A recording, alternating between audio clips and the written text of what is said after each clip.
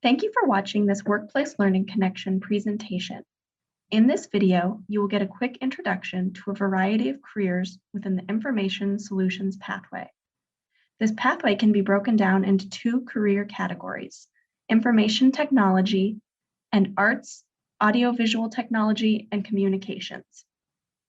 This video gives a high-level overview of careers within each of these fields.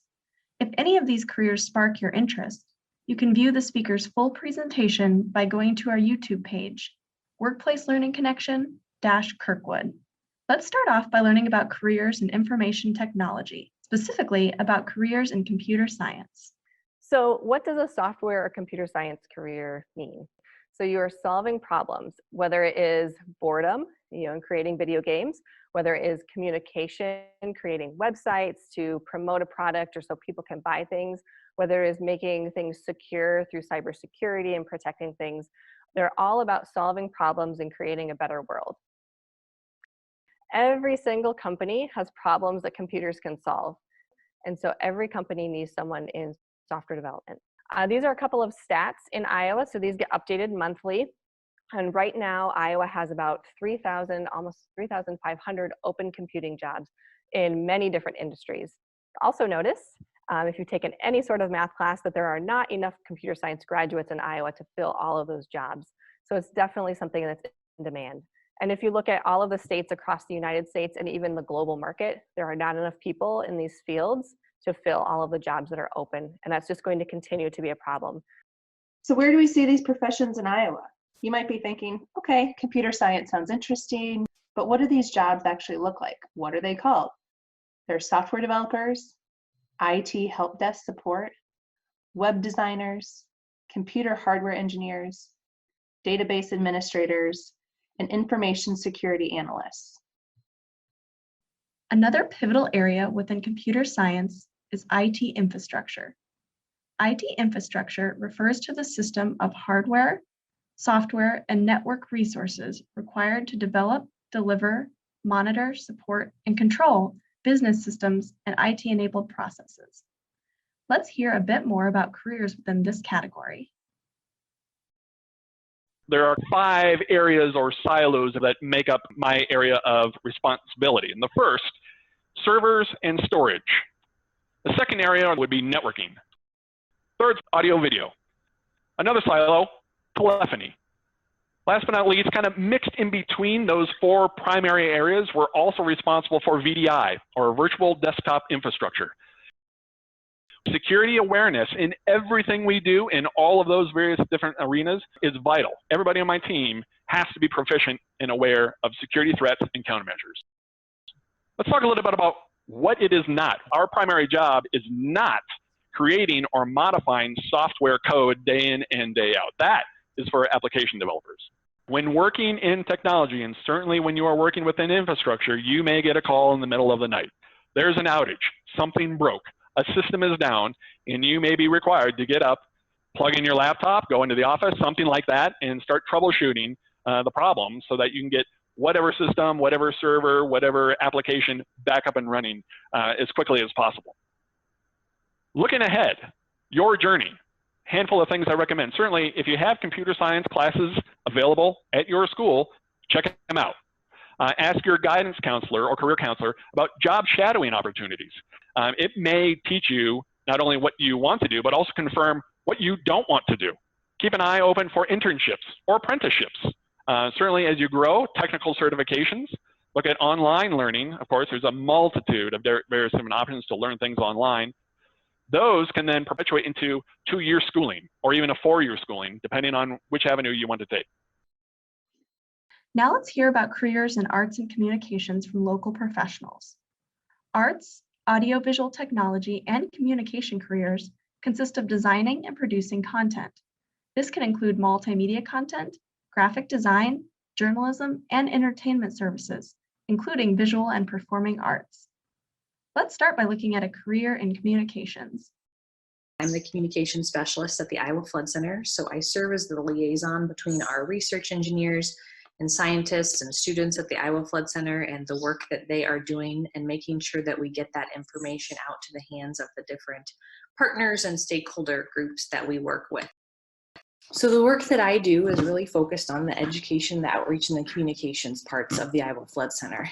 And so I have the opportunity to have a lot of diversity in my work responsibilities and duties. So one of the things that I get to do is develop different print materials for the Iowa Flood Center that we distribute to our different partners and we take to events. I spend time going to the Capitol and attending events with partners to either staff booths or give presentations and talk about the work of the Iowa Flood Center. And so we do a lot of different conferences and outreach activities that way. And then I also engage with a lot of the classroom events and activities that we do at the Iowa Flood Center. So what I love about my job is that I get to travel the state of Iowa with my colleagues, and I have more opportunities to be creative in my work. And so I get to work on video projects and different print projects and opportunities to host different meetings and events. Graphic design is another important career field within this category. Graphic design is the creation of visual content, including the visualization elements of a brand. Why is that important? The primary role of a logo is to identify. A logo is the face of an entity, in this case a television show, website, social media entity. This entity has a name, and because we live in a cluttered visual society, we must have a unique visual symbol that people will notice, identify with, and remember that separates this entity from the others. Like the face of a human, a logo is the face of a brand. What is a brand? A brand is the way a company, organization, individual, or in this case, a television show is perceived by those who experience it. As a motion graphic designer, I use software that is specifically made for moving elements around. I use Adobe After Effects for most of my work, and it has a timeline that allows me to make changes to a graphic element over a certain amount of time. Entertainment services such as theater arts also fall within this pathway. So there are tons of different careers available in the theater. You don't necessarily have to be a theater kid in order to find a home at a theater. So of course, there's artistic and production side of things. Now it does help to have some interest in performing in order to work in that field. But those kinds of careers can be directing. We also need actors. There are theaters all over the world that do pay the actors. They're more professional theaters. Of course, there are writers in the theater, people who write the scripts, the shows, the music.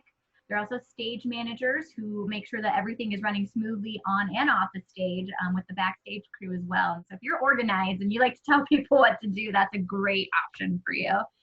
There's music direction. Maybe you're an instrumentalist, you can play in our orchestra.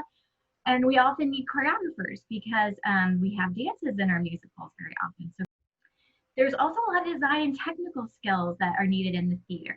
Costumes, sets, someone's got to design those sets and build them, the lighting.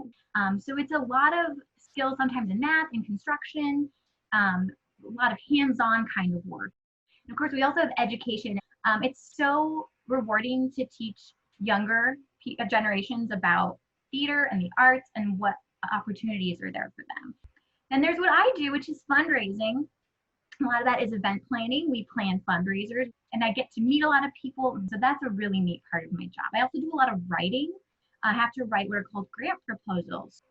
There's also marketing. And this is, it's a crucial area in the theater. If we don't market our shows, if we aren't telling people about what's going on at the theater, that there are classes, that there's this happening, then no one will come. And it's not fun to perform in front of an empty house. So you want people in the audience, so we got to sell those tickets. And part of that can be graphic design, photography, communication, sending out emails to tell people what's going on. And then we also have, of course, the administration side. So like our executive director, who makes sure that all the areas of the theater are functioning properly and we're all working toward the right goals. We have to have someone who's looking at our financials and making sure that we're bringing in income. Lastly, careers in the arts are included in the information solutions pathway. Let's hear about one local professional with a career in this field. So what is the Curator of Learning and Engagement?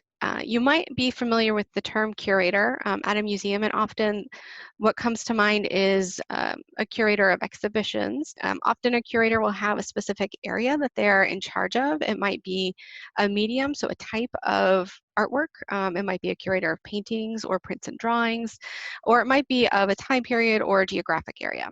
In this job, I get to work with all areas of our collection. So that means that I am constantly learning and researching new things all the time.